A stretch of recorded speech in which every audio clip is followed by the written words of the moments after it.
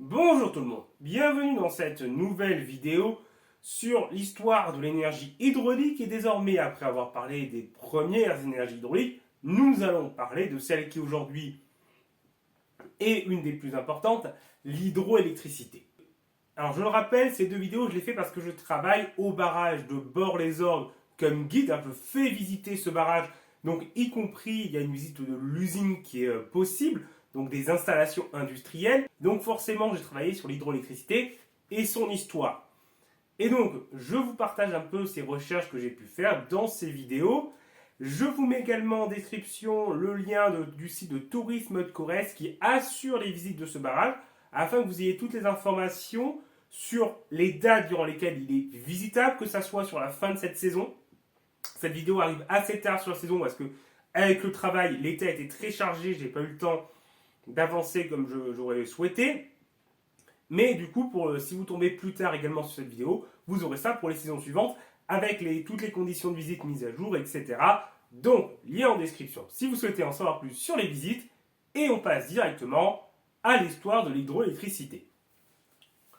La première centrale hydroélectrique a ainsi été réalisée en 1878 au Royaume-Uni, suivie d'une deuxième en Suisse dès l'année suivante.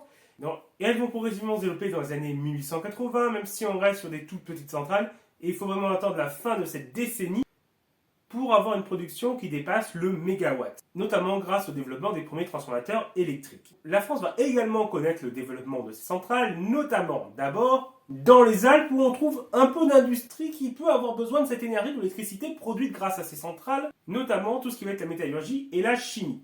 C'est ensuite les Pyrénées qui vont voir le développement des centrales hydroélectriques, notamment, alors il y a le chemin de fer qui va l'utiliser pour commencer à électrifier ces lignes, ainsi que les industries toulousaines qui vont du coup pouvoir s'appuyer sur la production électrique des Pyrénées. Le massif central viendra après, mais ça nous en reparlerons plus tard parce que c'est un développement qui a lieu un peu plus tard que dans les deux autres montagnes françaises.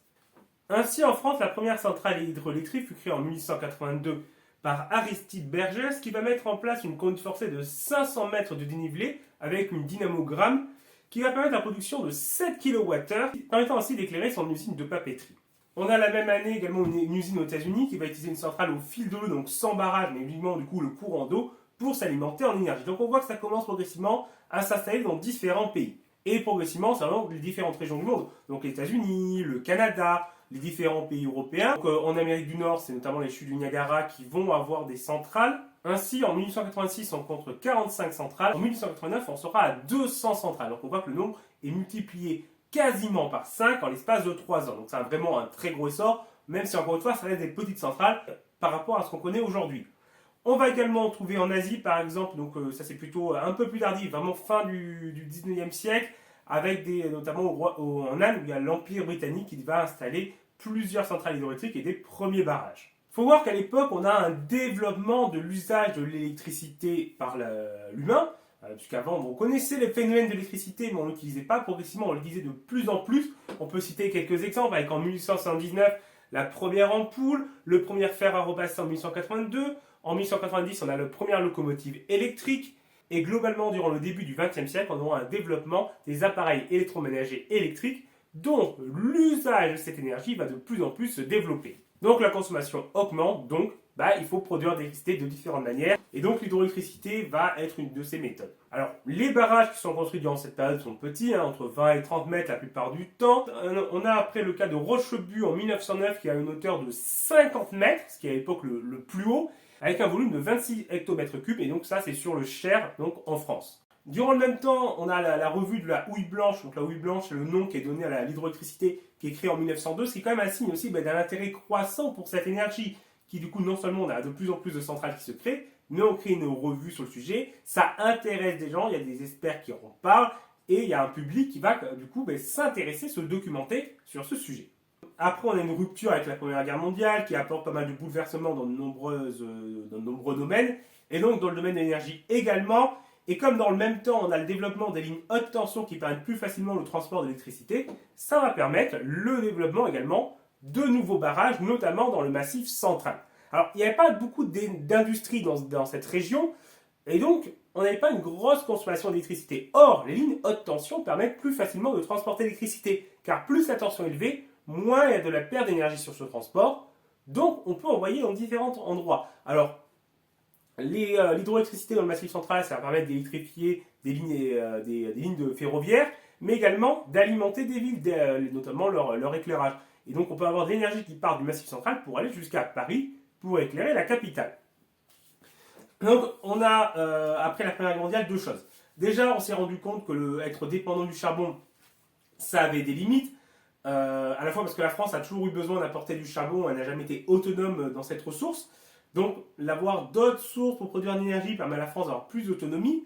Et en plus, on s'est rendu compte pour la Première Guerre mondiale que les mines du Nord étaient limitées parce qu'elles étaient vraiment dans une zone frontalière. Elles ont été inutilisables une bonne partie du conflit. Ce qui veut dire qu'on a deux problèmes. Le charbon et les énergies frontalières qui, en cas de guerre, sont une limite. Parce qu'on a récupéré également les mines de Lorraine qui ont les deux problèmes également. Et jusque-là, les barrages, on vous avait dit, on les avait fait dans les Pyrénées et les Alpes, qui sont également des montagnes frontalières. Le Massif central, c'est bien, comme son nom l'indique, c'est au milieu. Donc ces différentes raisons vont permettre et du coup pousser le développement des barrages dans le Massif central, notamment du coup le barrage de Bort-les-Orgues. Alors lui, il arrive vraiment à la fin de cette période d'entre-deux-guerres, mais les projets qu'on a été étudiés des années 20, on a le barrage de Marège, le barrage de l'Aigle, etc. C'est l'essor du coup de ces structures-là dans cette région.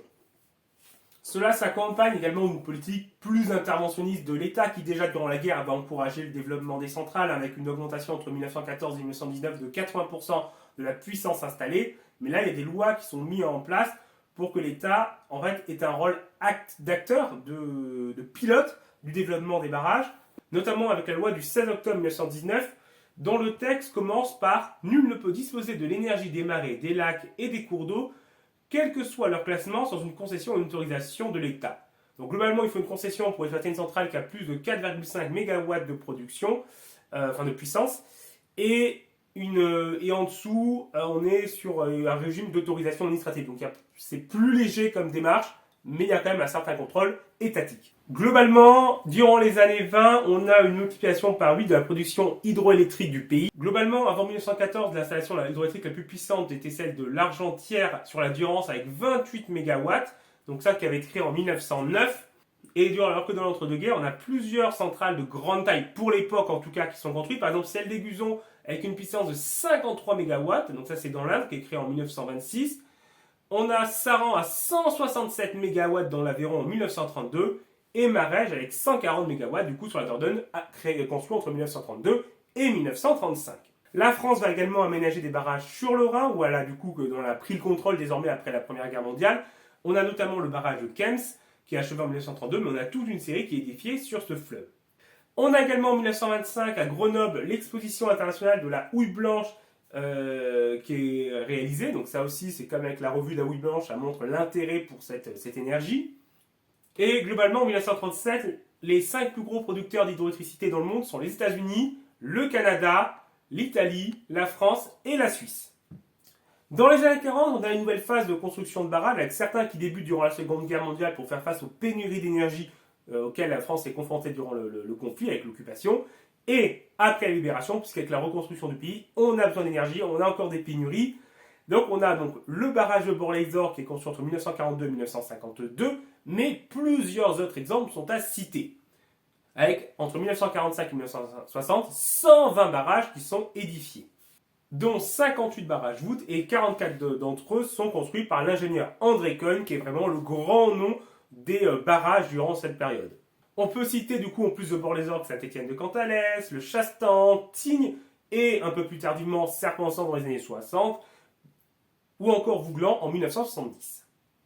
Par la suite, les constructions vont se faire plus rares, ils vont s'achever durant les années 90 avec en 1993 la dernière construction en France métropolitaine avec le barrage du Vieux-Pré et celui du Petit Saut en Guyane en 1994 qui est le dernier barrage construit par la France. Par la suite, on peut avoir encore des petites unités au fil de l'eau qui sont aménagées. On peut également citer le cas du Marais Motrice avec l'usine de la Rance qui va être mise en service en 1966. Mais c'est quelque chose qui n'a pas pris son essor par la suite, notamment parce qu'avec le sel et le sable qui sont des horreurs en termes de corrosion, ça a fortement limité le développement de ces sources d'énergie, que ce soit en France ou ailleurs dans le monde. Et globalement, la France est arrivée à saturation en termes d'installation de barrages, puisqu'on ne peut pas faire de barrages n'importe où. Il faut des bonnes roches pour mettre les ancrages, des vallées assez hautes pour faire le lac, qui sont quand même pas trop larges à l'endroit où on veut mettre le barrage pour pas avoir un coût de construction trop élevé, et éviter d'avoir trop de population à déplacer dans la vallée qui va être mise en eau. Toutes ces limites qui limitent forcément les lieux de construction de barrages, et globalement aujourd'hui on a mis partout où on pouvait en mettre. Cependant, les constructions, elles, ont pu se poursuivre ailleurs dans le monde. Alors, on a les États-Unis qui ont construit de nombreux grands barrages après la Seconde Guerre mondiale, avec donc des barrages géants qui se développent durant cette deuxième moitié du XXe siècle. Globalement, d'abord, c'est le continent américain, donc avec les États-Unis, le Canada, le Brésil, avec des atteintes aussi forcément en termes de biodiversité plus importantes vu la taille immense des lacs et des zones inondées. C'est ensuite la Chine qui arrive, qui va dominer le game, notamment avec le barrage des Trois Gorges, le plus grand et plus puissant barrage jamais construit, qui est encore le premier aujourd'hui, donc construit entre 1994 et 2012, avec 180 mètres de haut, plus de 2 km de long et une réserve de 45 milliards de mètres cubes d'eau, soit 100 fois, quasiment 100 fois, le barrage de Bord-les-Orgues. Donc déjà le barrage de Bord, si vous y allez, vous allez voir qu'il est quand même assez gros et que le lac est quand même assez important. C'est 200 000 piscines olympiques. Là, vous êtes du coup à 20 millions de piscines olympiques. C'est beaucoup, très beaucoup. Alors évidemment, je vous ai parlé des conséquences en termes de biodiversité, déplacement de population aussi, mais également de sécurité, puisque un barrage, forcément, il y a le risque de rupture. Alors, toute énergie peut présenter des risques. On a le cas du nucléaire qui est très connu avec les risques. On a les énergies qui vont dégager du carbone, qui vont avoir un impact sur le réchauffement climatique. Et là, c'est même plus une question de risque, c'est un impact réel, concret, assuré pour l'ensemble de l'humanité.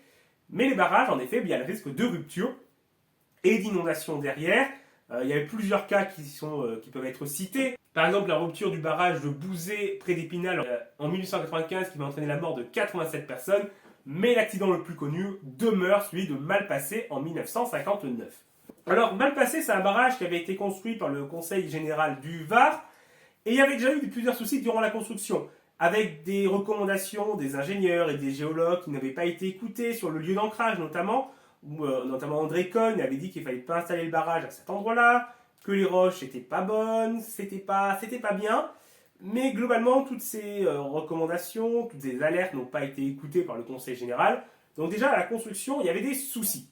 Il y avait également en termes d'évacuation de crues, il n'y avait pas d'évacuation de crues, du coup, mais seulement des vannes de crues. Donc au lieu d'avoir un système en haut où on peut ouvrir pour déverser tout le trop-plein, on avait juste des tuyaux en bas sous le barrage pour évacuer le trop-plein d'eau. Et ces systèmes-là ont souvent une capacité d'évacuation moins importante. Et en plus, ceux-ci vont être ouverts trop tard, à un moment lors de crues, parce qu'il va y avoir des crues du coup peu avant la rupture du barrage, donc qui s'est déroulée le 2 décembre 1959. Ils ont décidé de ne pas les ouvrir parce qu'il y avait, d'abord, de ne pas les ouvrir, car il y avait un chantier de pont plus en aval et qui ne voulait pas l'inonder et y provoquer des dégâts.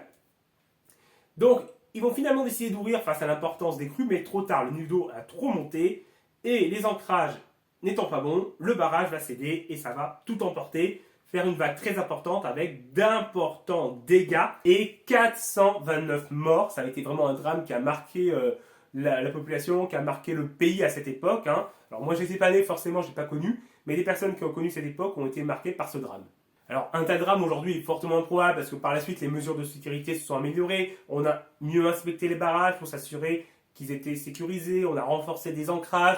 On a renforcé les normes en termes d'évacuation de crues, ce qui fait qu'aujourd'hui, on évacuerait immédiatement dès que le niveau d'eau deviendrait menaçant, sans attendre. Pas grave si on provoque des inondations derrière, la sécurité de la structure primerait. Donc, un tel drame de nos jours est fortement improbable. Mais c'est vrai que dans d'autres pays, notamment où il n'y a pas les mêmes normes de sécurité, ces risques peuvent exister. Et donc aujourd'hui, on a donc encore des constructions de barrages dans certains pays, en Afrique, en Asie, en Amérique du Sud. On a également tout ce qui va être hydrolienne et marémotrice, si on veut rester donc dans l'énergie hydraulique en général, qui pour l'instant reste développée à cause des problèmes de la corrosion, mais des innovations dans le domaine notamment des matériaux utilisés et des traitements anti-corrosion pourraient permettre de nouveaux développements de ces énergies. Alors là, on n'est pas dans une vidéo scientifique sur les avantages et les inconvénients de ces énergies, c'est pas le débat ici, mais en tout cas, il y a des différentes pistes qui peuvent du coup arriver, être étudiées et à des recherches dans le domaine. C'est terminé pour cette vidéo, j'espère que ça vous a intéressé, que vous avez appris des choses. Si c'est le cas, n'hésitez pas à l'aimer et la partager. Et n'hésitez pas également à la commenter pour dire ce que vous en avez pensé. Au revoir tout le monde.